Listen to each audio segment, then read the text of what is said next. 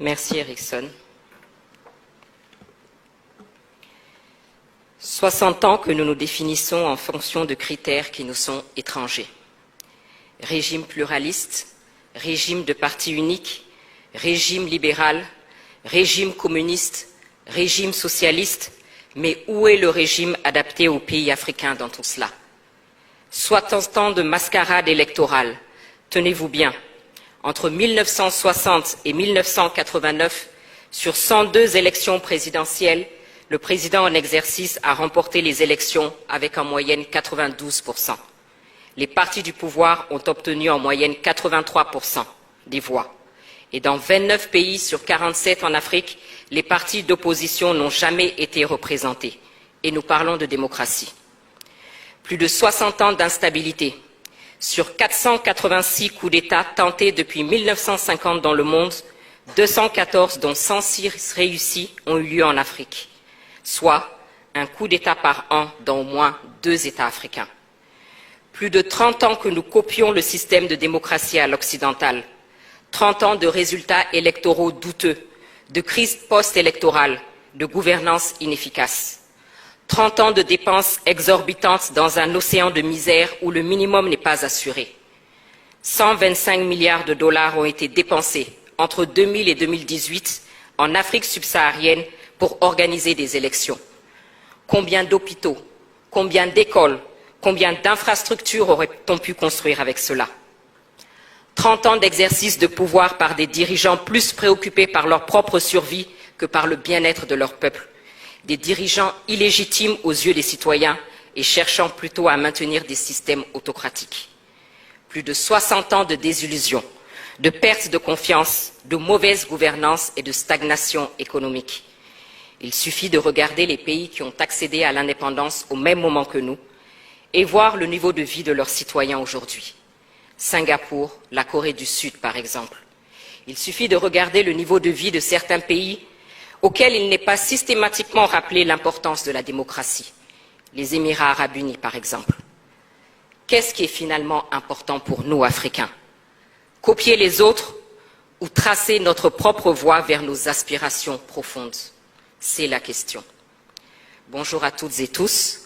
Merci pour votre présence, pour votre enthousiasme, pour votre engagement et vos encouragements. Depuis les premiers instants où nous avons partagé ce projet avec vous, ce projet qui est aussi le vôtre. Signe que nous ne sommes pas trompés. Il faut que la situation de notre continent change. Et pour cela, il faut réfléchir, il faut construire, il faut partager, il faut convaincre et surtout, il faut agir. Car si nous ne le faisons pas, personne ne viendra le faire à notre place.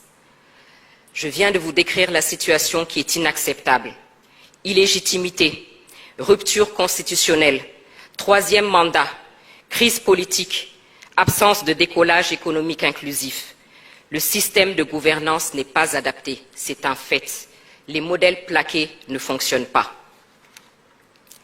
Si le but est la gestion vertueuse de la cité par des dirigeants légitimes vers le progrès inclusif, alors il faut accepter, comme le disait Amadou Hampâté-Bâ, que les hommes peuvent atteindre un but commun sans emprunter les mêmes voies.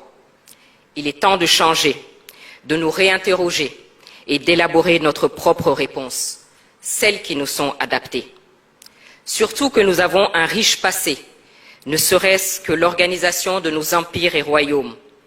Et n'oublions pas de rappeler à ceux qui sont prompts à la dénonciation à géométrie variable de la question des droits de l'homme que nous, Africains, avons été les premiers à proclamer les droits de l'homme et du citoyen dans la charte du Mandé de 1236. Dans la commission gouvernance et institutions, nous avons travaillé sur plusieurs thèmes que nous avons déclinés en faits. Nous versons au débat nos pistes de réflexion pour être complétés, pour être enrichis, adaptés, car nous sommes conscients que l'Afrique est plurielle. Parce qu'une chose est sûre, il faut changer et il faut bien commencer quelque part. Nos pistes de réflexion sont faites sans tabou et de manière constructive. Nous nous interrogeons sur ce qui ne fonctionne pas, notamment la question de la légitimité de nos dirigeants. Ils sont élus sur le papier à l'issue de processus dont la transparence peut clairement être mise en doute dans plusieurs cas. Il est normal qu'à la moindre crise, ils ne bénéficient d'aucun soutien de la population et soient balayés parce que considérés comme illégitimes. D'autant plus que dans plusieurs États africains, nous avons des monarques qui règnent sans contre-pouvoir, sinon sur le papier, et ne rendent pas compte. Le débat sur la limitation des mandats qui nous a été imposé est une autre piste de réflexion. Est-il adapté à notre situation actuelle, nous, Africains? Chaque 5 ans, chaque 7 ans, ce sont des violences électorales, des coups d'État constitutionnels. Est-ce la priorité dans des États en crise comme les nôtres? Et ceux qui nous insufflent cette obligation ne se sont pas gênés pour ignorer superbement cette disposition constitutionnelle lorsque eux-mêmes étaient en crise. Souvenez-vous du président Roosevelt des États-Unis, élu pour 4 mandats, et je ne parle pas du général de Gaulle, président de 1958 à 1969. Nous voyons tous la situation de nos États. Pourquoi ne pas dépasser ce débat et se poser les vraies questions qui sont: comment désigner des dirigeants qui gouverneront et travailleront uniquement au service d'une vision partagée? Autrement dit, qu'est-ce qui est important pour nous, Africains? Est-ce que ce n'est pas ce qu'on fait du mandat et non sa durée? Et face à un dirigeant dont le pouvoir dévie, il faut avec responsabilité réfléchir aux mécanismes de destitution, des mécanismes connus de tous et encadrés. Parce qu'actuellement, vous l'aurez constaté, le mode de destitution le plus utilisé est le coup d'État. Les coups d'État, parlons-en. Un proverbe malien dit qu'après une chute, ne t'intéresse pas au lieu de ta chute, mais à ceux qui t'a fait tomber. Au-delà des condamnations quasi automatiques, ne faut-il pas s'interroger sur la cause de ces coups d'État? Et pourquoi ils suscitent à chaque fois un espoir de changement pour nos populations? Mais également, ne faut-il pas que nous arrêtions les faux fuyants et que nous considérions la question de l'armée, qui est clairement un acteur à part entière dont il faut définir le rôle? À côté de nos dirigeants, la question des acteurs de la gestion de la cité, le citoyen, la société civile et les partis politiques est aussi une piste de réflexion. Le citoyen a voix au chapitre uniquement au moment des élections. Nos sociétés civiles sont moribondes ou devenues des instruments aux mains des puissances étrangères. Et les partis politiques voient leur nombre exploser et sont souvent devenus des moyens d'accéder aux postes ministériels ou autres avantages plutôt que de participer à faire avancer le débat. J'ai parlé de légitimité tout à l'heure.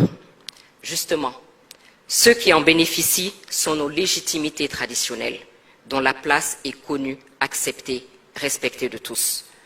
Ne devrions-nous pas leur redonner leur place, les remettre au centre, à équidistance des jeux politiques et assurer leur indépendance financière?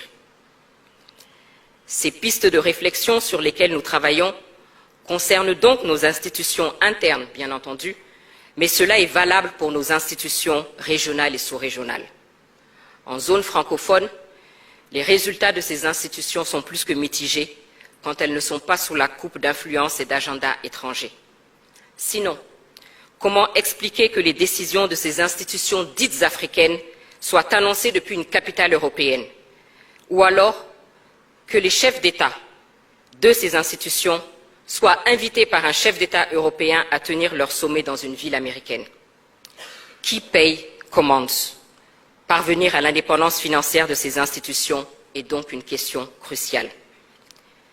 Ces pays qui tentent de nous imposer leur agenda ont tous leur politique africaine, alors que clairement, nous-mêmes ne parvenons pas à bâtir une politique africaine commune digne de ce nom, et encore moins une politique africaine du monde. Le dénominateur commun à toutes ces pistes que je viens d'évoquer est la prise de conscience et le sens de la responsabilité. Pour Patrice Lumumba, l'Afrique écrira sa propre histoire. Le temps est venu. Le temps est venu sans idéalisme, sans tabou, et en ayant le courage de remettre en cause certains principes érigés en dogme, et en ayant à l'esprit les besoins réels de nos concitoyens, le temps est venu de rechercher nos propres réponses. Et c'est ce que nous essayons de faire parce que personne ne viendra le faire à notre place. Je vous remercie.